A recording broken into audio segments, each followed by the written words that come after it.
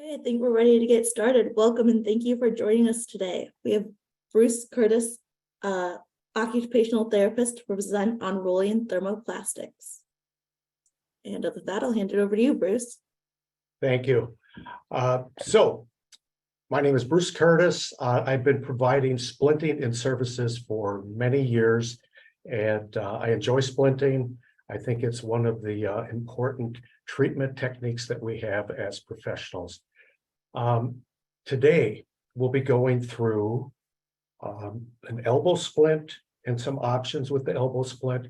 We'll be going through some options with thumb spicas, and then mixed in there will be some little insights and hopefully some pearls to make splinting more successful and a little less stressful.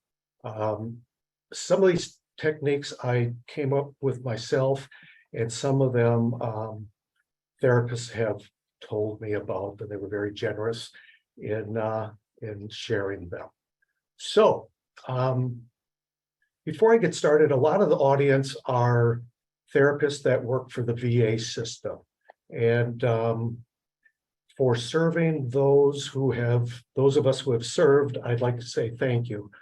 It's probably gone underappreciated too often. So anyways, with that being said, why splinting? Splinting is one of the most impactful things that we can do as therapists.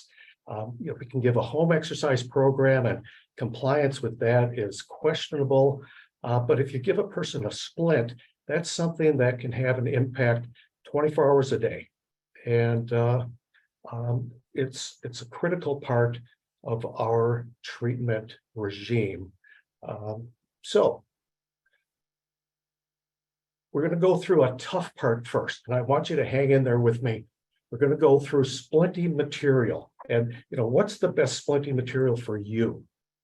And you may have a material now that you just love, and if that's the case, keep using it. But if that's the only material you use, there's probably another material out there that would work better for some of the orthotics that you're making. And I'll be using splint and orthotics interchangeably. Technically, it's supposed to be an orthotic, but I think the way conversation is these days, both words are used. So, splint material. One of the characteristics splint material can have are handling characteristics. And that's once you put the material in the splint pan, how does it respond when you take it out? Big characteristic with that is conformability. When you take it out, conformability, does the material just kind of almost mimic the anatomy underneath it without you having to do a lot of input? That's called a high level of conformability. There's also something called resistance to stretch. So that's when you heat it up and you pull on the material. Does it kind of fight back, or is it just kind of more like a taffy, just pulls away? So if there's a low resistance to stretch, I can just kind of pull this material and it doesn't offer a lot of resistance. A low resistance to stretch usually will mean then that you have a high level of conformability. And so, why are those two important? Well, if you're making a custom orthotic, the idea is it's custom and it's for that patient.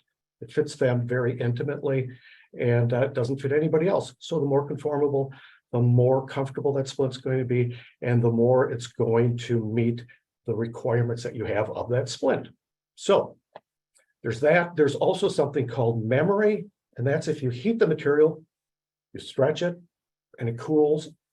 If you put it back in the water, does it go right back to where it started? And the first material that we'll be using is called Aquaplast, and it has 100% memory. And sometimes that's good, sometimes it's not a characteristic that you will find that desirable in a splint. But we'll explore that. So those are some handling characteristics. There are also physical properties that affect how the material works. Those physical properties are the thickness of the material. So 1/8 inch is still the most common material used, was the original thermoplastic way back when. But the 16th inch, 16th of an inch, half the thickness of the 1/8. It's great for hand-based splints. And then there's a material in between there, 3/32, and that can be good to kind of bridge that gap between the 1/8 and the 16th. But if you think about it, the thinner the material, then the more your conformability will go up and the lower the resistance to stretch. So those two kind of, intersect each other and provide a whole lot of options in your choice of splinting materials. Good news is Rolyan has the broadest band of splint materials, so there's something in there that'll work for you. So that's how to pick a splint material. And at the very end, we're going to be doing a small thumb spica.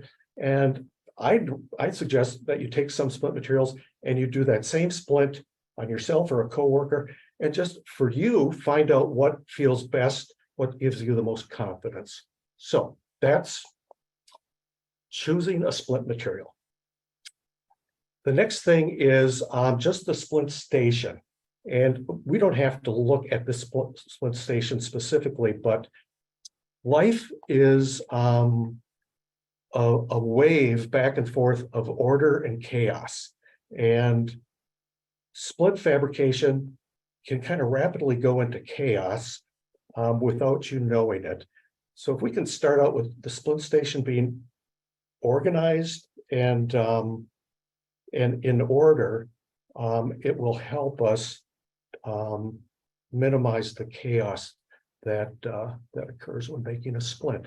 So, and that's an individual preference. You always put the scissors kind of in the same spot, but get all that stuff together before you start the fabrication process, so that you're ready to go through the whole process, start to finish. So the next thing is we'll be making our first orthotic, and that's going to be a static elbow splint. And we're going to be using Aquaplast T. And Aquaplast T is, the T stands for treated. It has a treated surface on it so that it won't permanently stick to itself if we pinch it together. There are different types of nonstick coatings that are out on the market. And there are some that are nonstick and they won't stick together no matter how hard you pinch them together. And then there are some coatings like Aquaplast where you can pinch it together and you'll get a temporary tack. And the temporary tack offers a lot more options than just a coating that just is not going to stick to itself. So that being said, let's get started with making a static elbow splint. And Lori, I'll have you step over here. And I'll go through the measurements of this, but through the magic of some preparation ahead of time, just to save time, I've cut the pattern. So looks like a trapezoid. And I'll tell you how we got to that trapezoid. I'm going to put that in the splint pan now so that we don't have to just wait for that material to be heated. So the measurements that you want are the length. So the length will go 2/3 of the way up the arm, 2/3 of the way down the forearm. We have that measurement. That's your first measurement, your length. And then we'll take the circumference, kind of midpoint of the biceps. And then we're going to go kind of to the distal end and take that circumference. So those three measurements we want to take and then cut the pattern 80% of that. So I think a lot of us went into therapy because we're not really great at math. And so you can go on your phone and do a little calculator thing there. And so if the circumference here was 10 inches, you just put in there, 10 minus 20% and come up with 8 inches. So that would be the measurement that you'd want for the splint.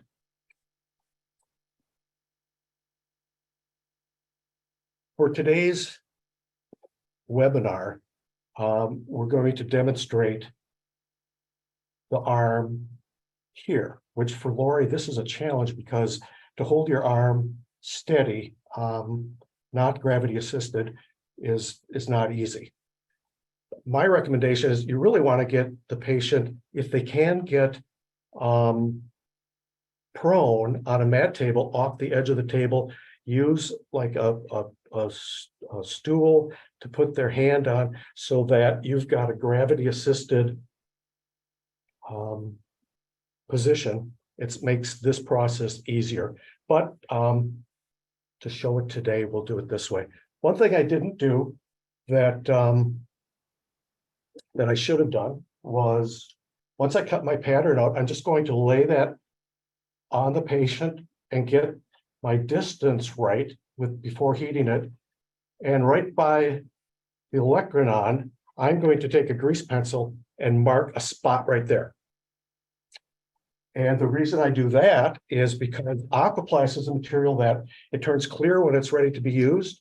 So when it turns clear, I've got a bullseye there that I can put right on the elbow, and I don't have to worry. It's one less thing I have to think about when I'm placing it on the patient.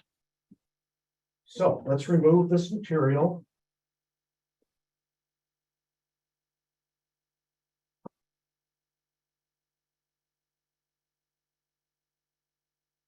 And what I want to do is take that distal and proximal border. I'm going to fold it back on itself 1/4 of an inch. And you can kind of pinch down on that border so that it sticks to itself.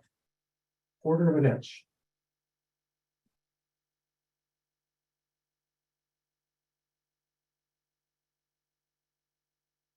So I've got that there, folded back. I'm going to say right there is my grease pencil mark. So I'm going to hold it there. I'm going to stretch around, tack that inside surface to inside surface. Whoops, let's do that again. Inside surface to inside surface. I'm going to have to reheat it. Okay.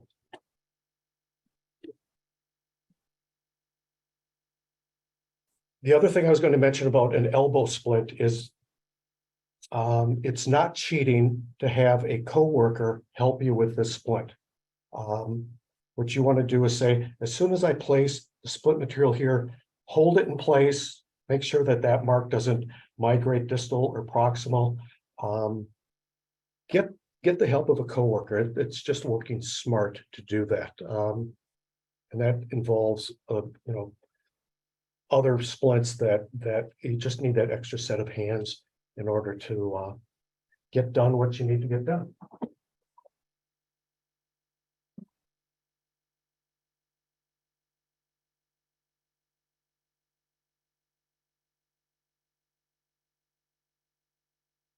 Okay.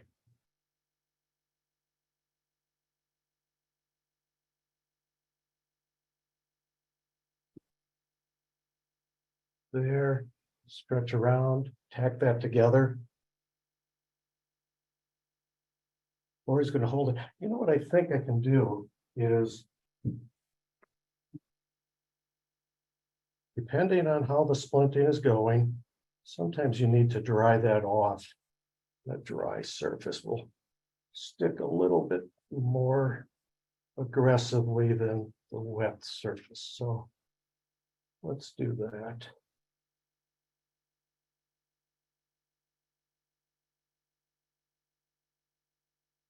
Okay, we'll bring that up and around, tack that together.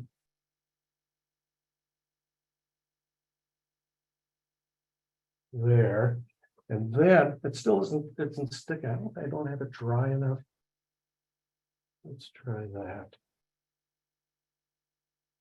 Well, it's not sticking.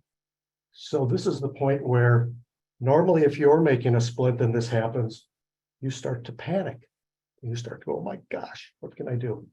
So this is where that coworker could hold that piece. And Lori, I'm gonna just have you hold that because the other end is holding. So then, what do you do with this bulkiness here? A lot of people pinch it and cut it and all that kind of stuff. What you want to do is just grab that excess material and fold it back on itself. And you create like a little crescent moon there. Same thing on this side. Hit that crescent moon. I'm going to press that together so that it stays tacked to itself.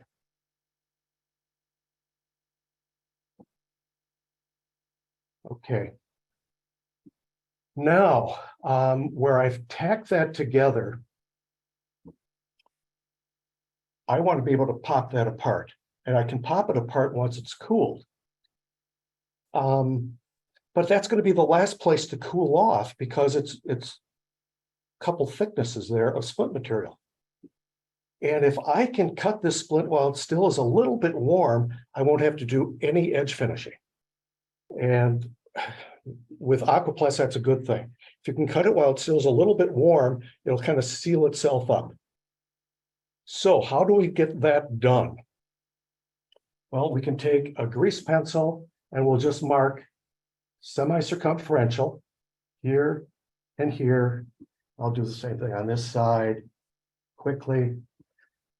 And Aquaplast, remember, has that 100% memory.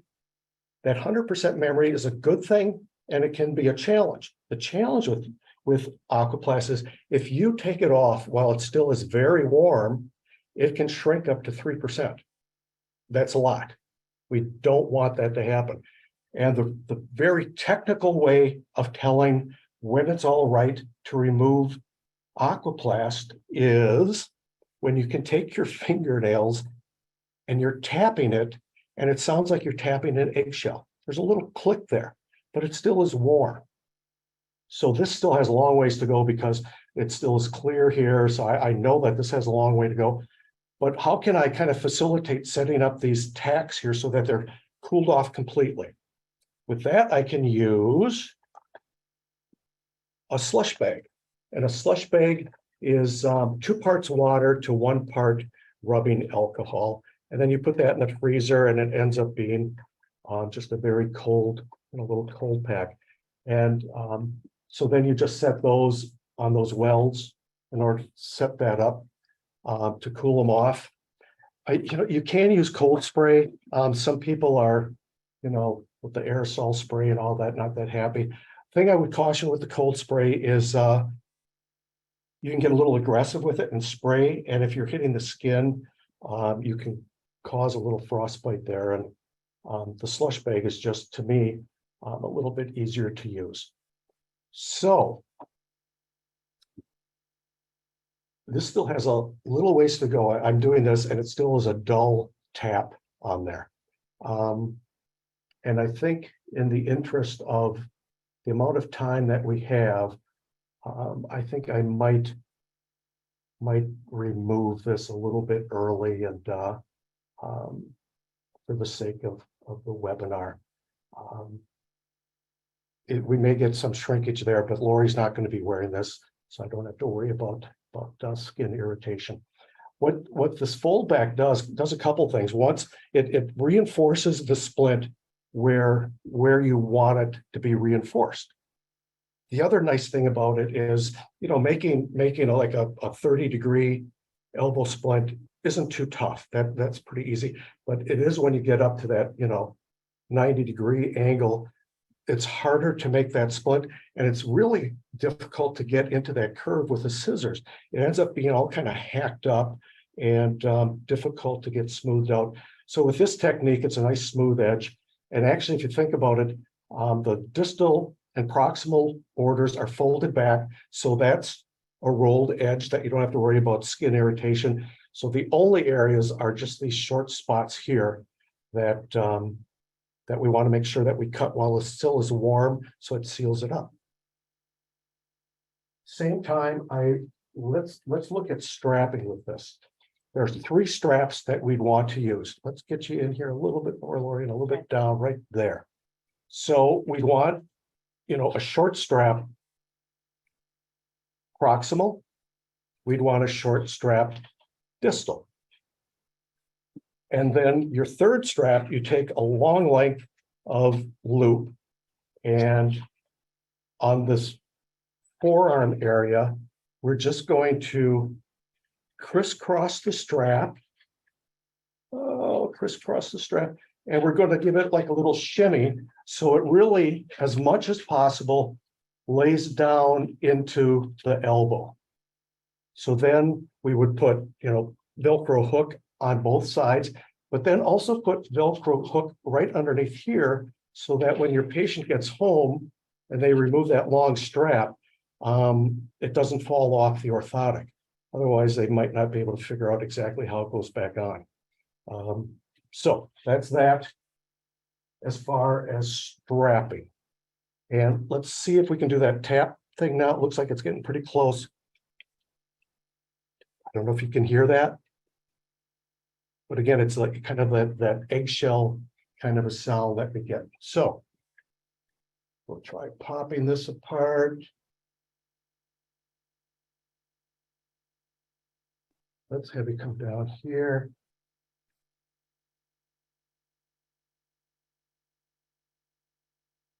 Use this slush bag a little bit more. Let me know if that's too cold. Right? Okay.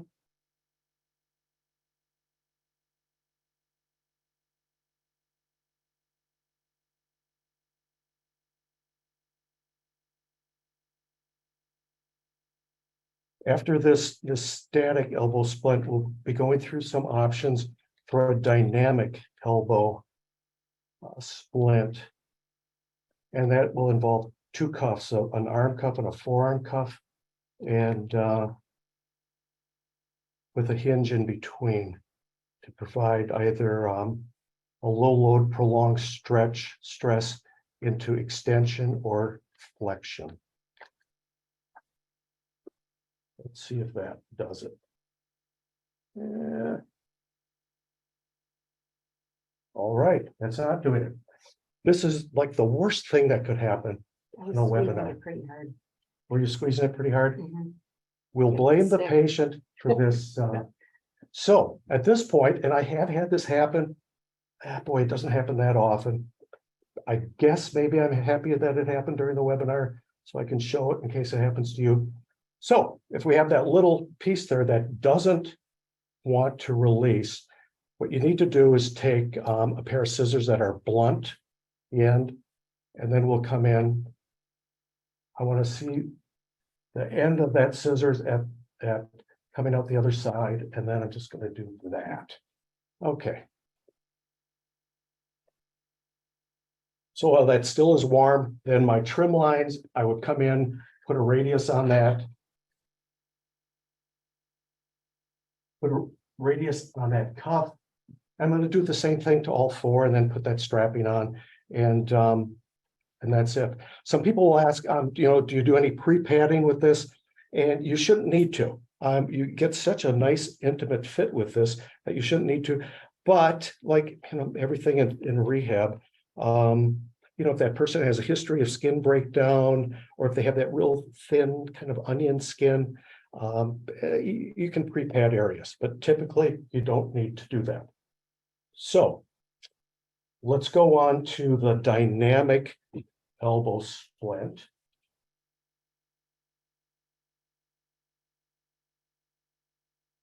And this is it. So it's two cuffs. There's a forearm cuff, arm cuff, and we do that same stretch and pinch technique, trim it. And then in between, what we do is we take something called an aqua tube.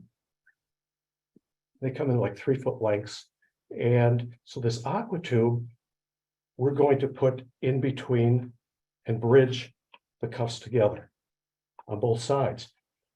So the steps that you use are, you've got the tube, you cut it to the right length, put it on there. Doesn't need to be that precise. You've got a lot of room for error on this. Cut that length, put it in the splint pan, it turns clear, it's aquaplast, and then we're going to take a scissors on each end, cut there, and splay that end open. That gives us kind of the mounting surface for the hinge. And so you can put it back in, reheat it. You got plenty of time to do that. And then once you have the patient wearing the two cuffs, we're going to come in with that hinge, push it on there. And what you want them to do is, if they've got some active range of motion or passively, you can flex back and forth a little bit. And you want to look at right where kind of that pivot point is, the bending of that tube, and you want to come in and use a needle nose pliers and pinch that spot, because that will give you then your hinge point. You want to do that on both sides. And I'll caution you that you do need to come back once the hinges are on there, come back with a drill and you just drill 2 holes. And then you take a little scrap piece of splint material and make a rivet in there to anchor these. And then that's a permanent fix at that point. So how do we make this, how do we make this a dynamic orthotic? What we'll do is we'll take TheraBand, and red is kind of a middle of the road sort of resistance. Seems like that works pretty well. And what we'll do is on the posterior part of this, we've put Velcro hook, and we're just going to come in and lay that TheraBand on there, give it a stretch, and then place it there. And then that will provide a low load prolonged stretch into extension. And so for the TheraBand, you just want to wash that powder off, get it nice and clean, and then self-adhesive loop will stay on there very well. And if we're working on flexion, it's the same thing, but we're just going to take our TheraBand, put a strip in the middle, put it on there, and then we'll crisscross the band to get flexion. A tip that I just picked up in the last couple of days from a therapist out of the UK. I never thought of this. You can take loop strapping, and if the material is hot, you can press the loop into the splint material without having to have hook on there.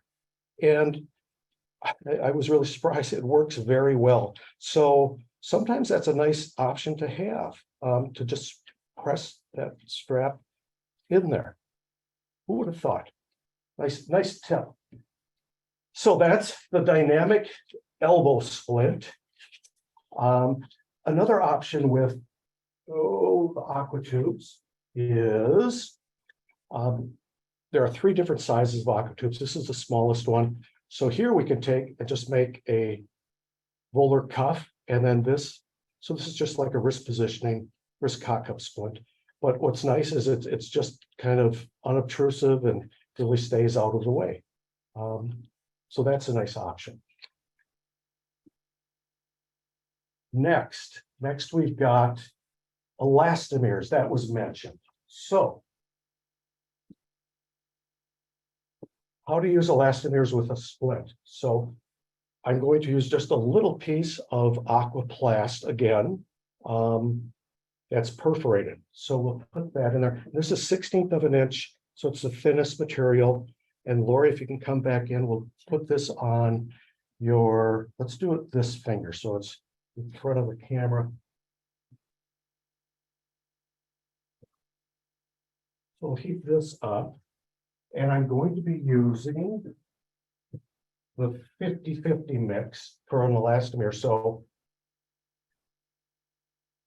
this has a base and a catalyst, and the blue and the off-white, and we mix those equal portions. Probably the biggest mistake made with this is you want to get rid of all the marbleizing. It has to be a robin's egg blue, and then it's blended well enough that it will set up. They call it room temperature vulcanization. All that means is it just sets up when you mix it together at room temperature. So the reason I'm using Aquaplast for this is a little finger splint, and and I'm going to use a smooth edge. If not, I can fold it back, but as long as I have a smooth edge there, that kind of cuts down on the bulkiness of it. So we'll just bring that up. I'm going to stretch it a little bit, and if this Aquaplast doesn't stick to itself like the elbow one does, then I know I'm having not the greatest splint day in my life. So anyways, so that tacks together like that. The reason I use Aquaplast is that I can see the finger underneath that material. It's clear. So then I'm going to come back with a curved scissors. And well, there might be some of you out there saying I would never cut a splint while it's on the patient. And I understand your point. However, if it's clear material, it's a curved scissors, blunt points, and if the patient is cognitive enough to stay still, if there's some neurological things going on there where they're not able to really hold position, then I don't think I'm going to be comfortable doing that. But this is more of an orthopedic type of situation. So anyways, we've got that. We would let that set up again because we don't want that shrinkage. And I'm going to say that that's enough, just so we can kind of keep going. So we'll come back in. So if this was a digital tip amputation, or if there was a wound there, and we're concerned about scar management, as long as that wound is closed. So I've got equal portions, put that together, and I really think the best thing is you just kind of shear back and forth with it, and that will get rid of the marbleizing. And that should be pretty good right there. So then we'll take this, because this is a highly perforated material, we'll take this and drop this in. This is actually a little bit too much. Let's go like that. And we'll just drop that through. And then I'm going to have Lori press her finger in to that. There.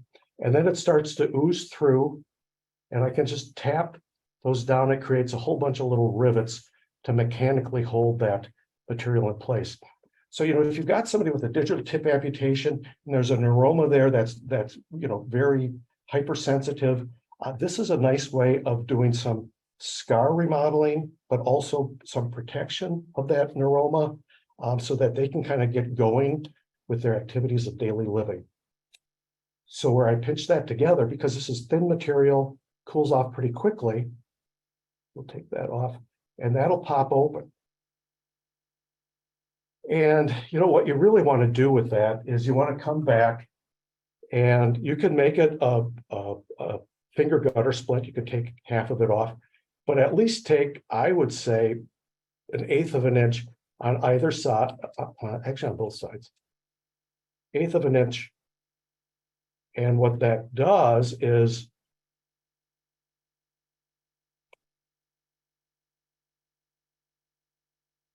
then when you put your little 1/4 inch hook and loop strap on there, that will provide just a little bit of purchase so that that orthotic stays on the finger. And that can be, put at the tip if there'd be an injury on the lateral portion of the finger. Obviously, then you just push that material on the side and then have that put the finger in there. But it's a nice way to do that. You could do that really anywhere on a splint. If it's solid material, then the best thing to do is to take a drill, and you just you have to drill at least 3 holes, 1/8 inch holes to provide that mechanical anchoring point. But nice way to use elastomer with the orthotic. So the next splint we're going to do will be, we're going to go into some thumb spica options, 3 options for thumb spicas. What we'll do is, and for this, we're going to be using Drape, which is a moderate plus as far as conformability. It's Rolyan's newest material. It's the lightest weight material. It's a little bit easier to cut.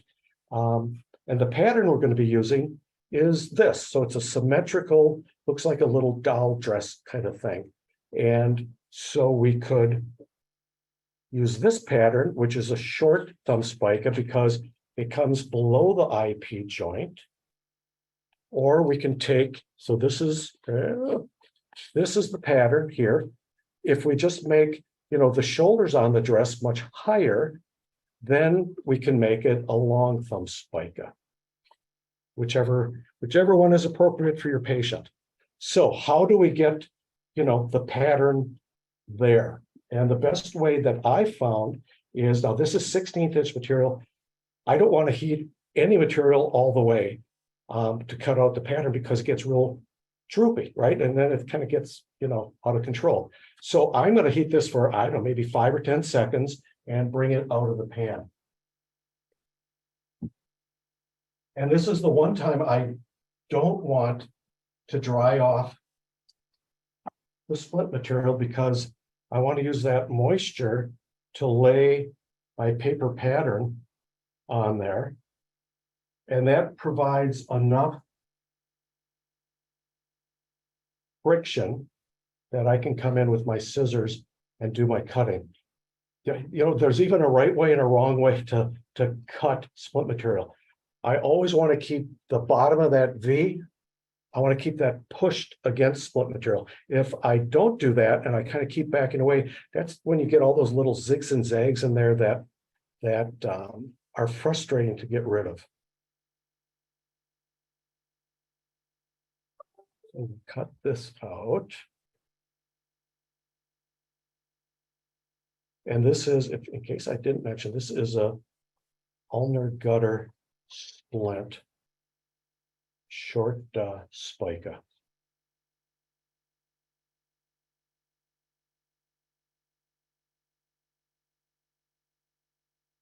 Okay.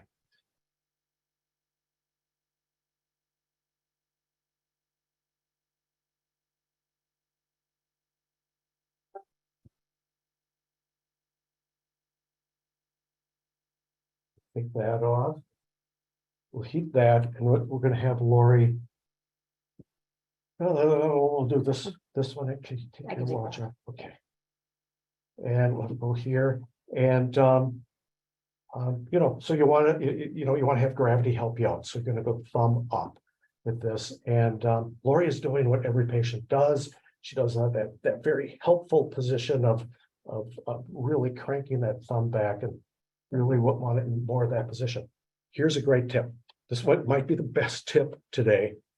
So when you're making a thumb spica, patients want to help out. They do that kind of thing, which is not very functional. So what you want to do is take a dowel, a wooden dowel. You can take scrap pieces of splint material, roll it out, and do that. And you want to have them hold that dowel with the thumb and the finger, or it might be, if you want more radial abduction, that it might be the little finger that they hold it with. But the downside of this technique was that patients also then tended to really pinch hard on that dowel, which kind of caused the thumb to collapse. So the technique that I came up with was, you take your dowel, and at the end you put a little inch piece of therapy on it. And so now when I have Lori hold this, I say, I want you to barely hold that. If you start bending that tube, you're pinching too hard. So it really is a nice way of anchoring that thumb without having to constantly remind the patient of what they should be doing. And it's pretty hard for the patient to do that, because they're in your world. They don't know exactly what's going on. So they're probably not hearing half of the things you're saying anyways. So, okay, got that. So you can see what I'm doing with this. I'm not going to use that dowel for. So we'll just tap that.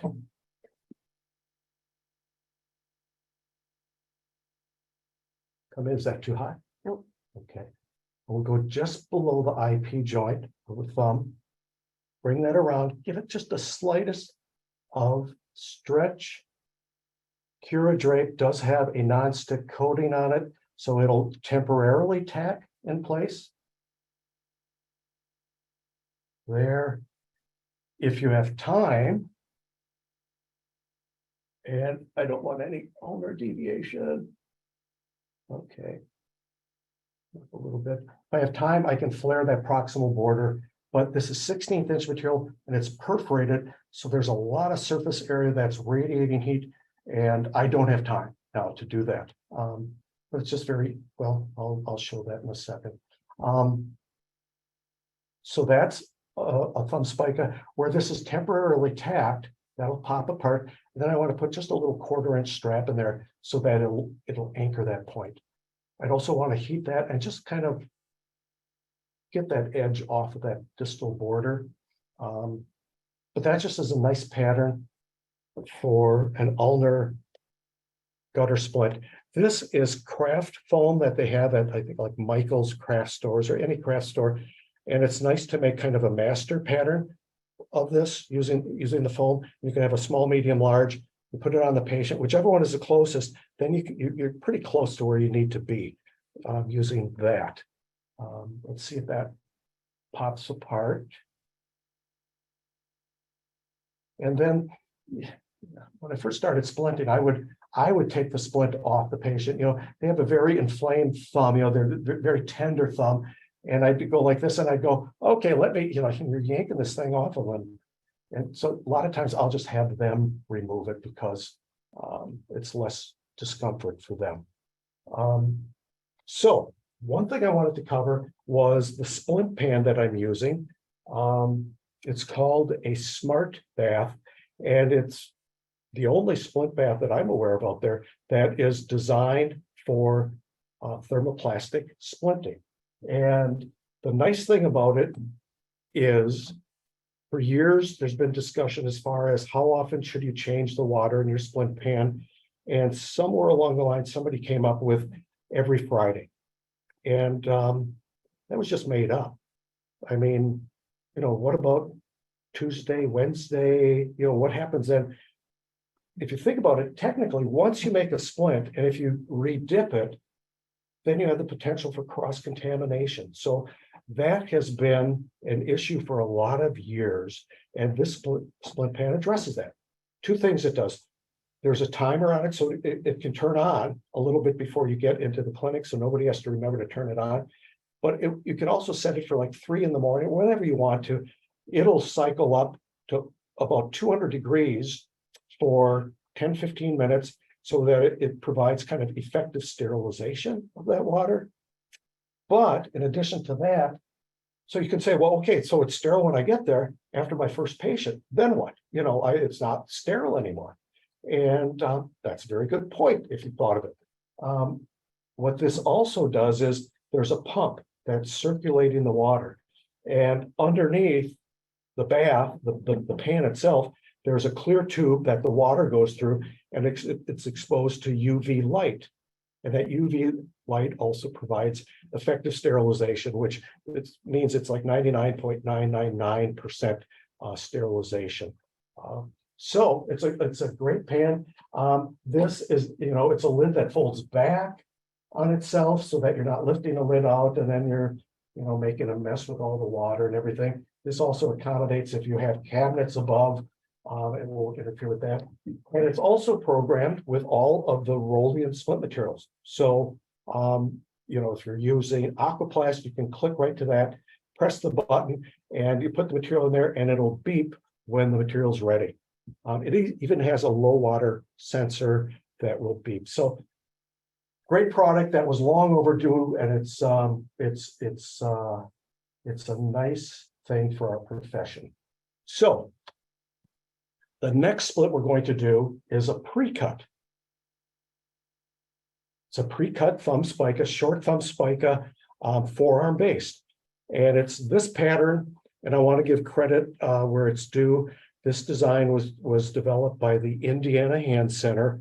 And I don't know if they were having problems or just, you know, super cautious, but this design keeps the area where the superficial branch of the radial nerve passes by the thumb.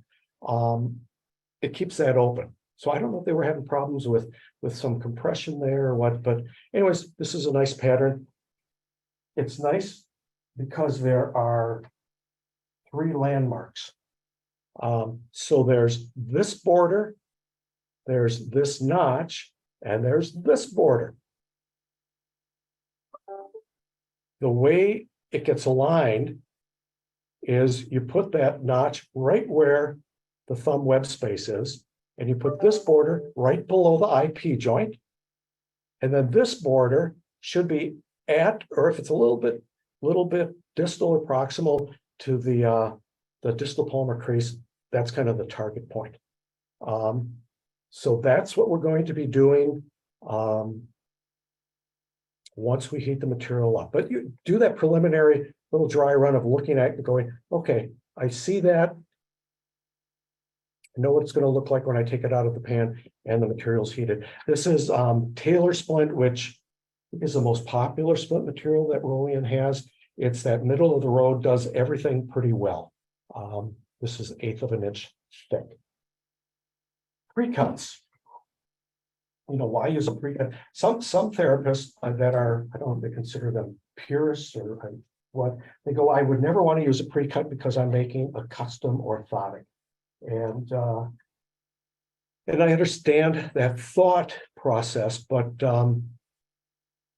the pattern is not the custom part. The custom part happens when you take it out of the pan and you're molded. That's the important part. The pre-cut part, I mean, you know, anybody can cut that out, and the pattern is there. But sometimes, you know, you're cutting the pattern out and you're so frustrated with how it looks before you ever put it on the patient that it's kind of a hindrance to your stress level. So pre-cuts have their place. If there's a pattern there that you use in your clinic that you tend to use, buy the pre-cuts. They act per square inch, save you money as opposed to sheet material. Believe it or not, it saves you money. So with this, I'm just trying to think. I believe if I'm kind of like this, when I put this on, I'm going to have Lori just hold the proximal part of the material. Normally I'd want it, you know, gravity assisted, but you're not going to be able to see kind of what I'm doing. So I think that'll work.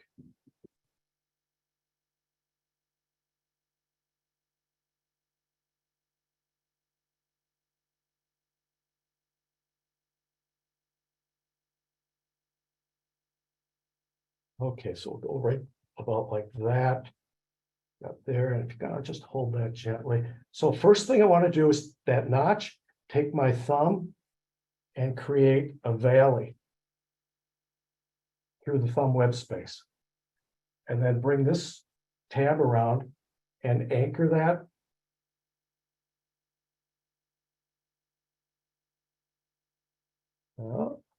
Get that excess material, get that out of there. And then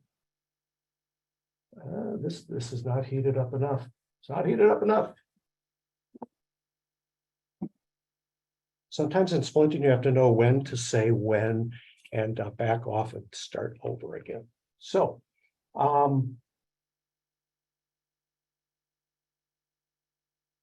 think I'm going to use this. You can use just a little foam ball, and if it's a Palmer-based splint, you can have the patient just, I won't do this during the fabrication so that you can see what I'm doing, but you can have the patient gently hold on to that foam ball, and that will ensure that you're getting that transverse metacarpal arch. Otherwise, it can be tough. You know, you're always going back in there with your thumbs, right, and trying to get that arch, and a lot of times it seems to fade away on you. But if you take that foam ball and just like the dowels, you have to tell your patient, I want you to barely hold on to that ball. Don't squeeze it real hard, because then it's going to get distorted in there, and that's not good. Just want to say, just barely squeeze it, barely squeeze that. And that'll give you it also gives you a nice flat, unobtrusive area in the palm. All right, let's see.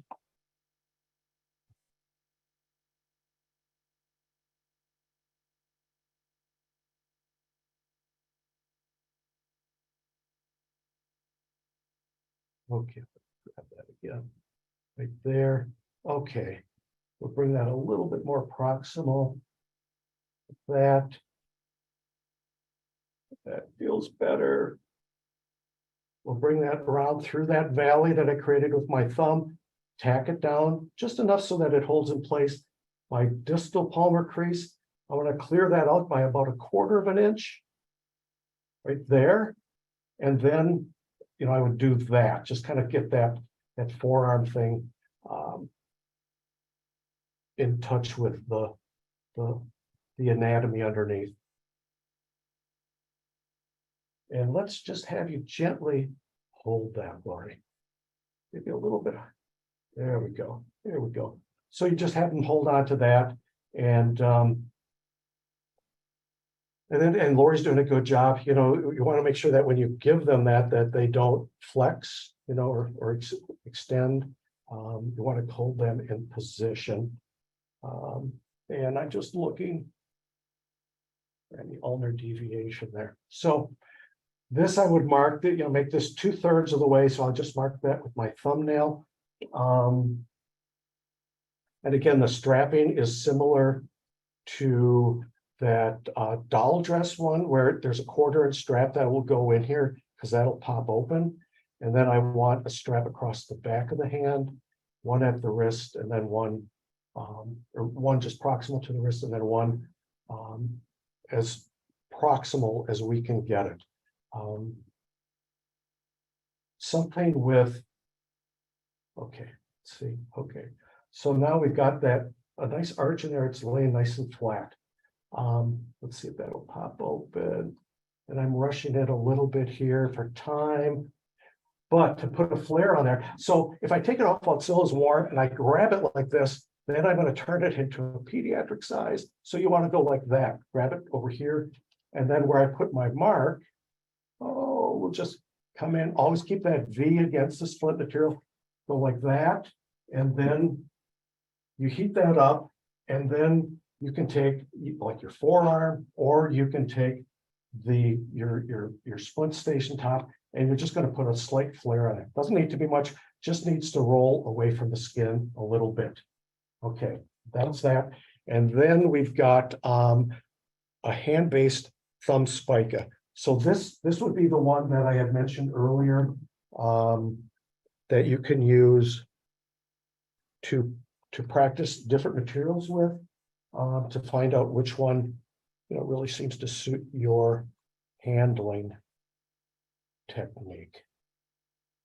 And the way this one works, so a static splint is designed to protect, support, and or immobilize.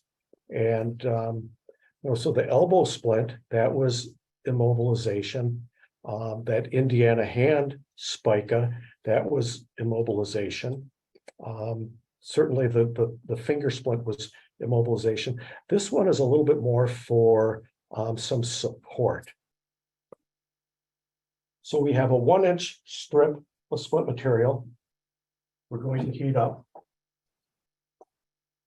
This is Cura Drape. Aquaplast 16th inch would work very well, but a 16th inch material is what you want to use, because again, it's a hand-based, and that'll provide plenty of support for what we're trying to accomplish. So we heat this up, and that's enough. A little bit longer.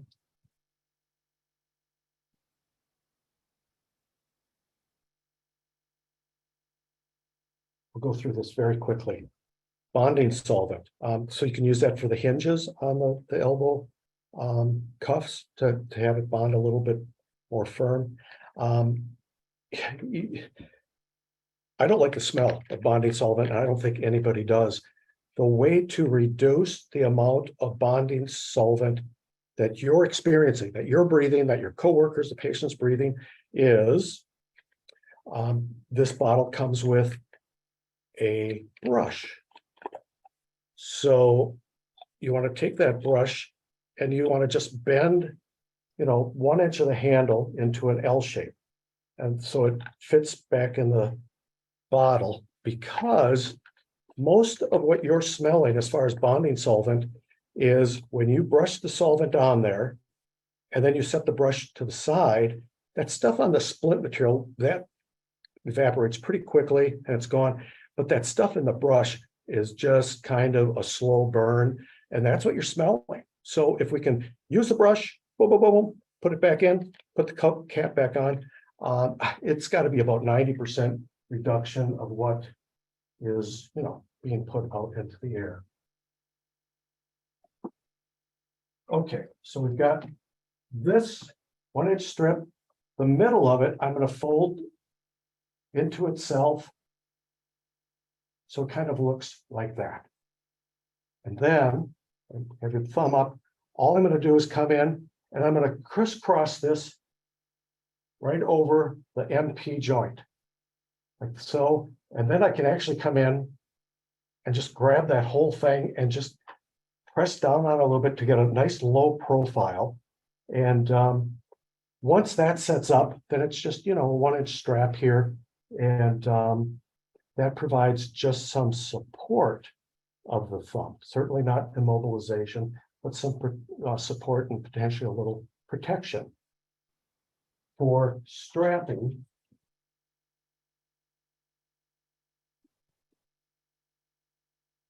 what you can do is, always get a pair of scissors that you use for strapping that can get gummed up.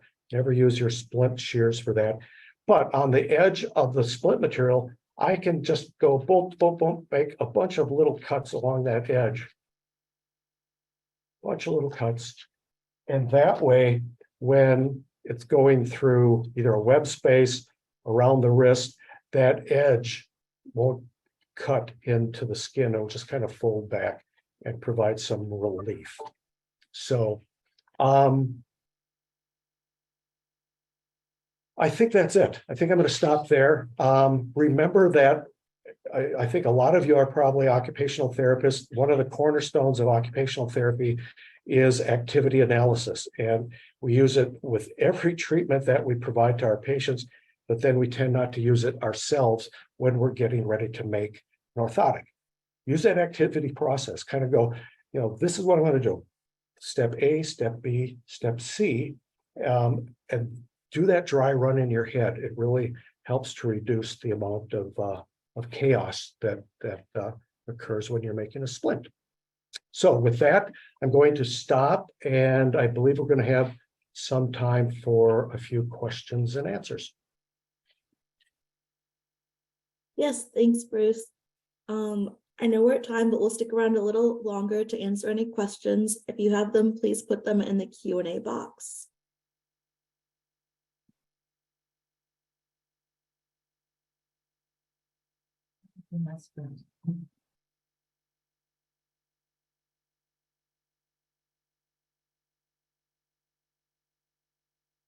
Our first question is there one water temperature best for all thermoplastics? Most of the materials vary a little bit. If you have to go with one temperature, if you don't have, this splint pan is programmed so that if you scroll through and you press aquaplast, it's at that temperature. It's at the right temperature. But I think most splint materials, it's going to be 160 degrees. And that's the most common mistake made in splinting is improper water temperature. If that water temperature is too low, then when you take the material out, it acts like kind of a wet cardboard. It just doesn't do what you want. I think a lot of therapists tend to just crank it up because they want to kind of get going. But if that water temperature gets too high, then it becomes unmanageable. It's like saltwater taffy, and it just creates a mess. So 160 is the good range to be in. Great, thanks. We have a couple of questions about access to this recording. Yes, it will be sent out to all attendees after the fact for you to rewatch on demand whenever you would like.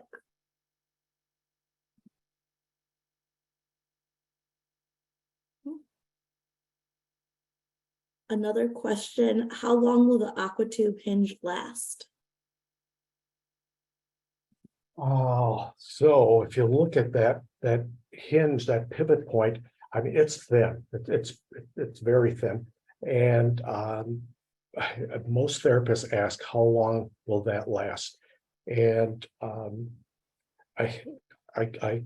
it'll last thousands of cycles. I haven't had a failure with it. So aquaplast, the way it's made, lends itself to being able to tolerate that type of stress to it. So your patient is going to not need the splint long before that hinge point fails. That's a good question.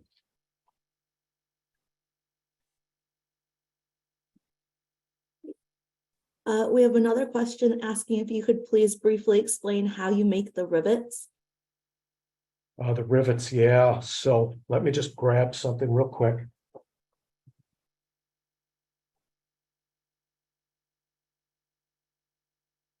So where I put that flange, that flared end of that tube onto my cuff, use a little solvent there so it kind of tacks there.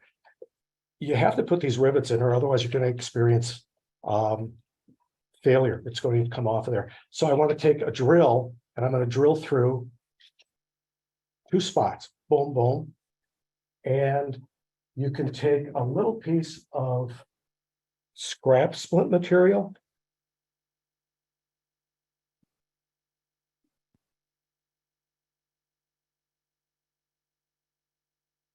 And I've learned that the best way to do it is to make it like a long, skinny piece. You heat that up, and then once it's heated up, you're going to push that through the hole and then smash that down on both sides. You know, inside you want to make sure that that's nice and smooth so it doesn't cause skin irritation, but yeah, that's easy to do and do that. So yeah, that's how that gets accomplished. No, there was a question of whether you could use elastomer on there, and that it's too flexible. That's going to give way after a while. Other questions? One more question. How can I tell if my splint material is still usable? Oh, if it's yellowed, if it's discolored, you know, splint material does have a shelf life, but it depends on if it's stored in a temperature that's fairly consistent. There are temperature extremes, especially on the high end. And then UV light, you know, so if you're close to sunlight, you know, then you might want to keep your splint material in the cardboard boxes that they arrive in. But even the lights from overhead can affect the shelf life. So if you take that out and you know, and I've seen this happen where this is aquaplast, a piece of aquaplast, if it's old, and again, it'll get kind of yellowed. I can go like this and it'll just shatter. Then, you know, that material is not going to work. Same thing if you put it in a splint pan and then it gets real gooey and uncontrollable. It's time to order some more aquaplast. So, What are the most common pre-cuts that you use? the most common precuts. You know, the Indiana hand one is good. There's also the one that's kind of shaped like it's a hand-based thumb spica that it kind of looks like a butterfly or a tooth. That pattern is real nice. I like using that one. But that's also one that in the palmar area, you want to use that stress ball in there to get that palmar arch. But those I like a lot. I tend to use more of these patterns like this, only because I can trace that out and then put the paper on the sheet material. That's fairly fast, fairly easy to do. So, good question.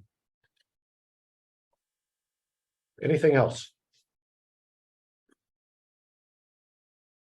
Okay, I'd like to thank those you are all. Yep. for your attendance, and go out there and splint. It's a valuable treatment modality, and I wish you success. Thank you much.